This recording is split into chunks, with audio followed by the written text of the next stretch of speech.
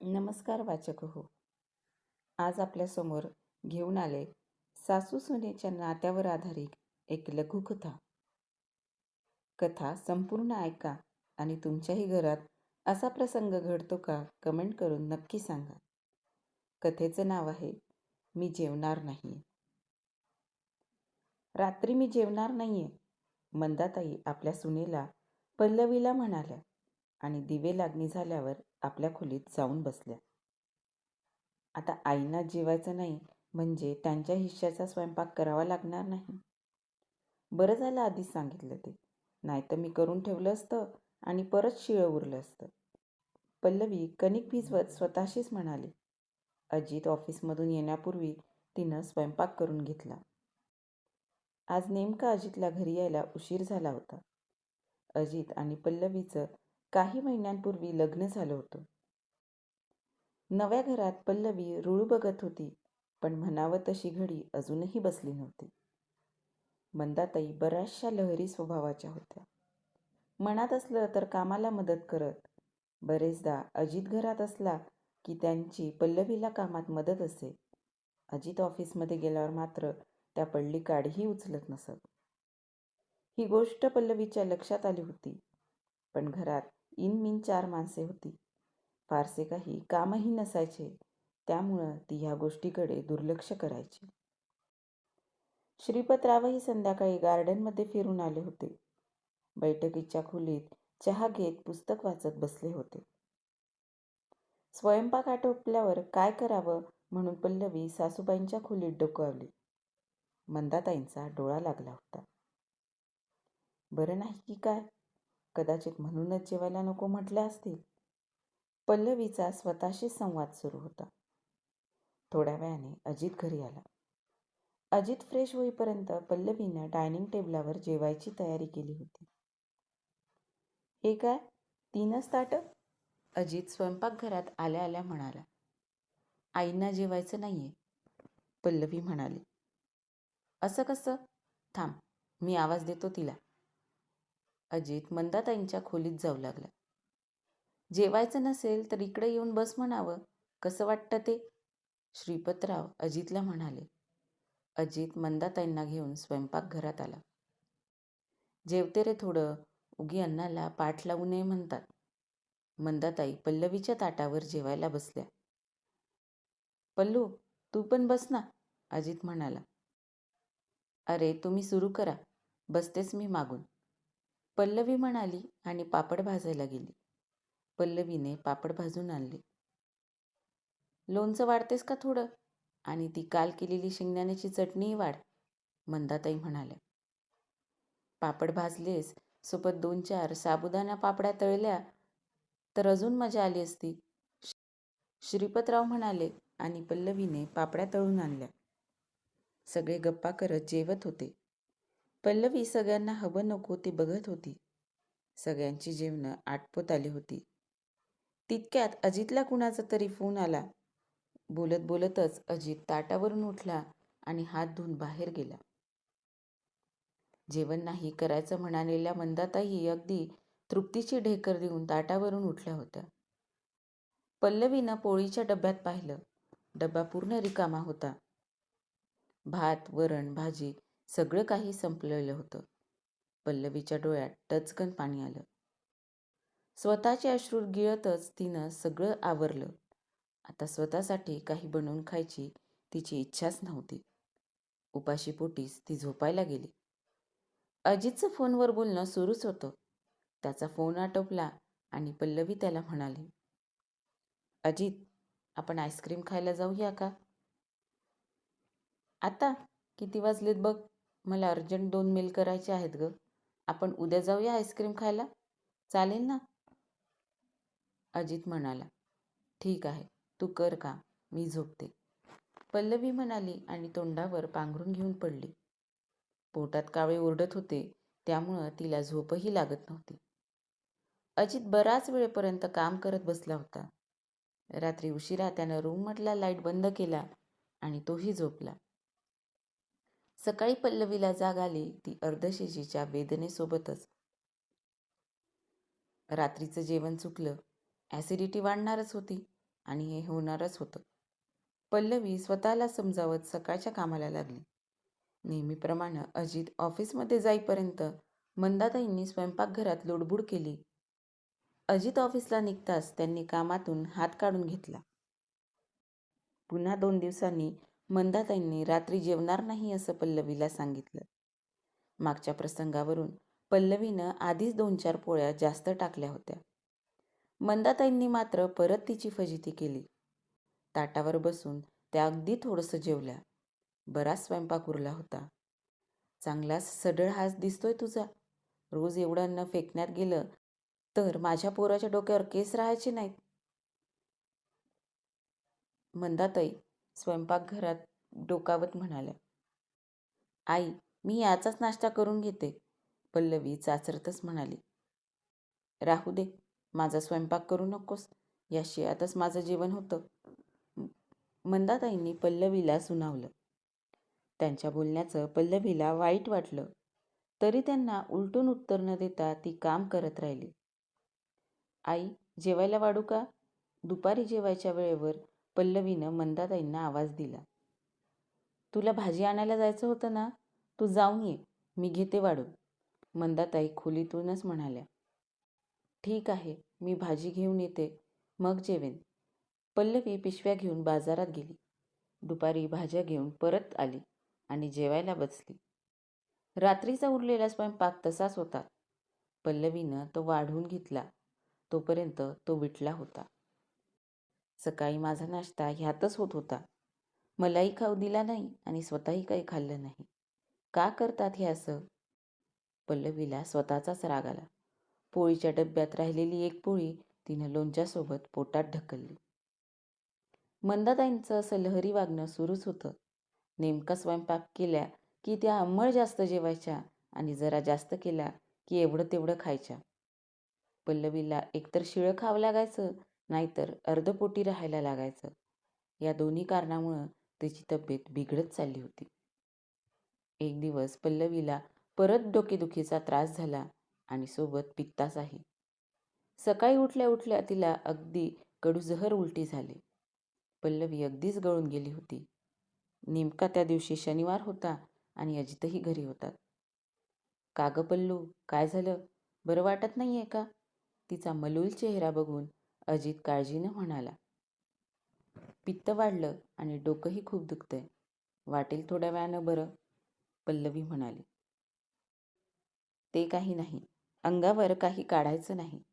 चल, आपण दवाखान्यात जाऊन येऊ, अजित म्हणाला.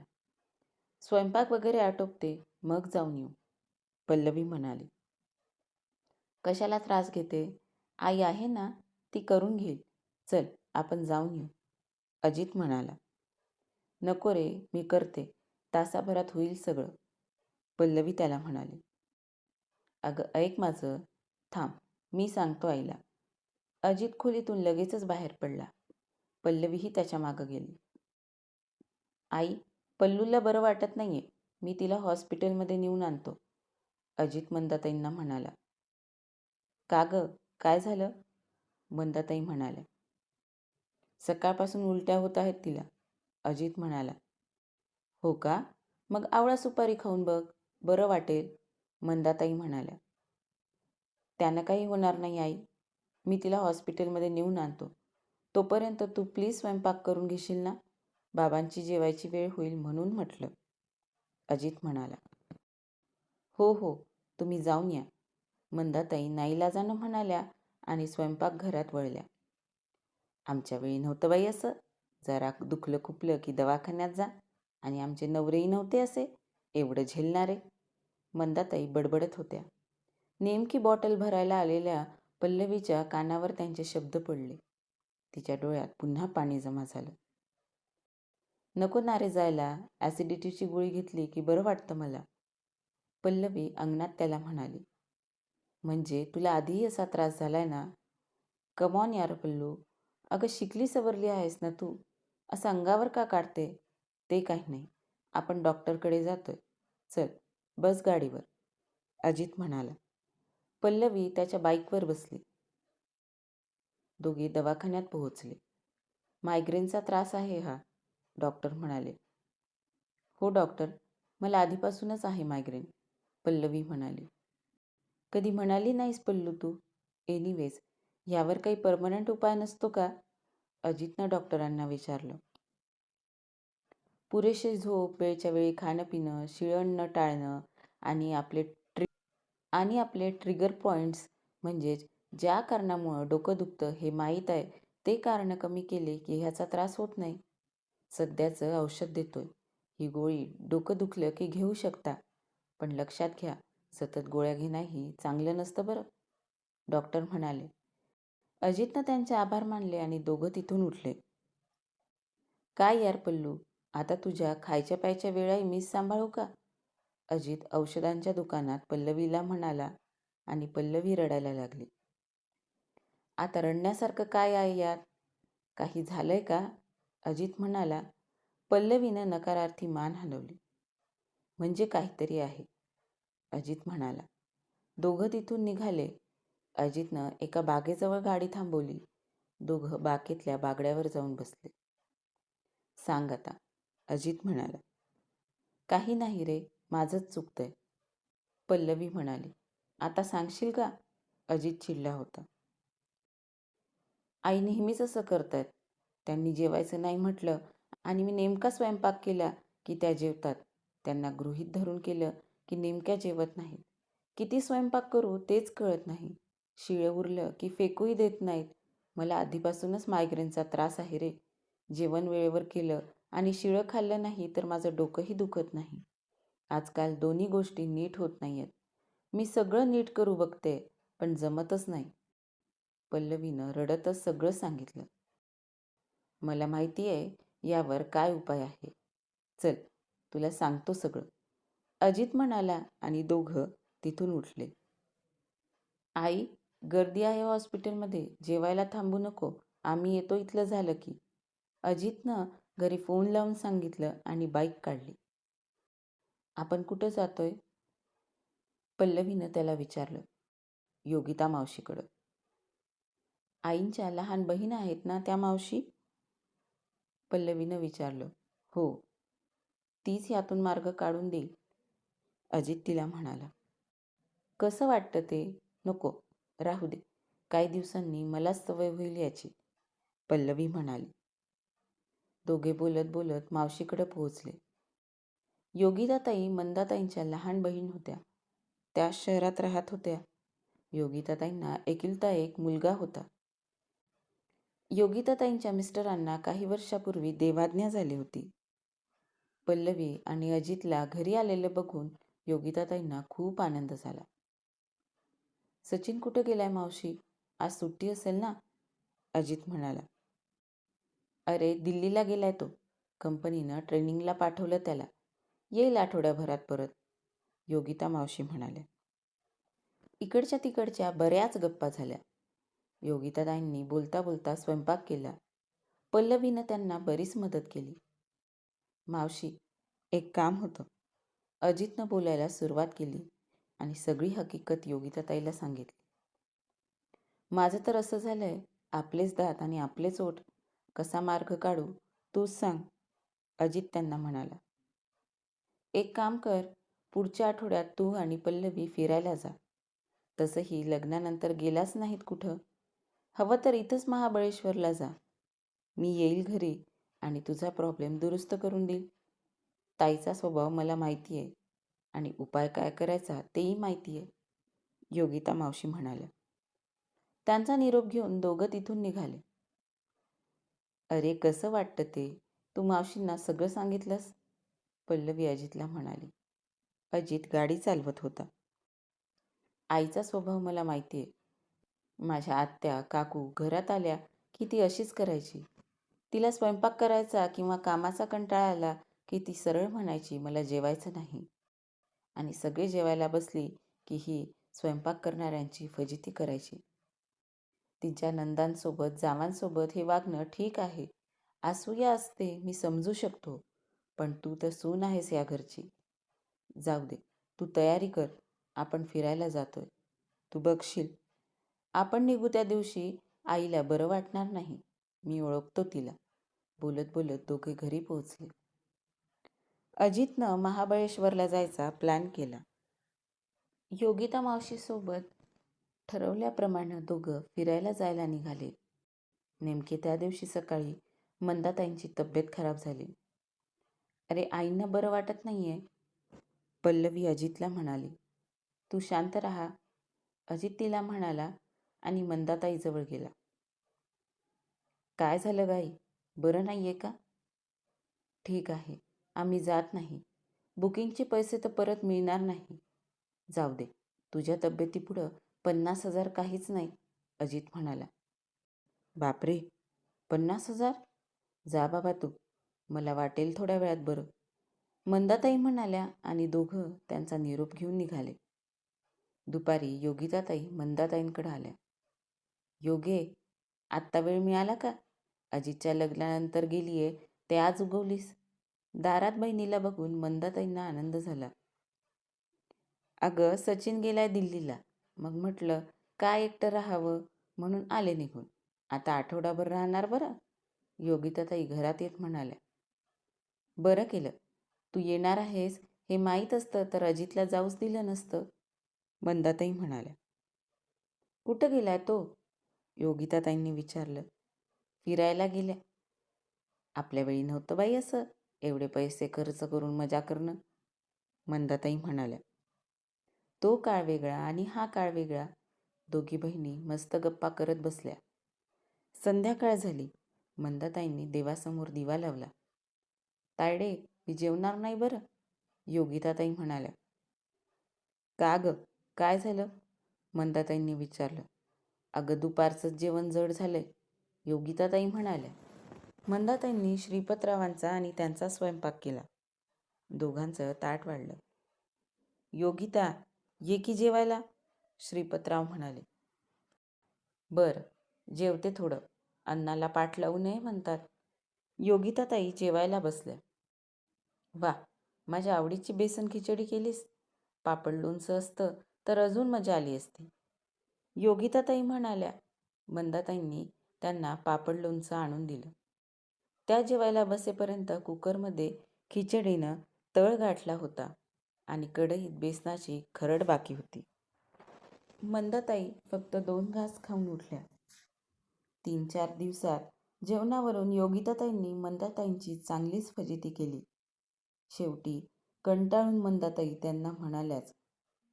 काय ग, नेमकं जेवायचं नाही म्हणतेस आणि स्वयंपाक कमी केला की जेवतेस आणि जास्त केला की जेवत नाहीस. खायचं नाही खायचं स्पष्ट सांगत जा ना. इन 3 लोक राहतो घरात, नेटका स्वयंपाक करावा लागतो. एकतर धड पोटही भरत नाही किंवा शिळं तरी उरतं. नेहमी नेहमी शिळं नाही ना खाऊ शकत.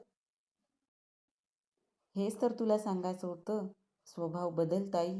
आधी तू खटल्याच्या घरात राहत होतीस. नंदा जावांसोबत तुझे हेवे दावे ठीक होते, पण पल्लवी तुझी सून आहे, तिच्यासोबत का हे असलं वागणं? आपला काळ वेगळा होता हे मान्य, पण आताची पिढी तशी नाही आहे.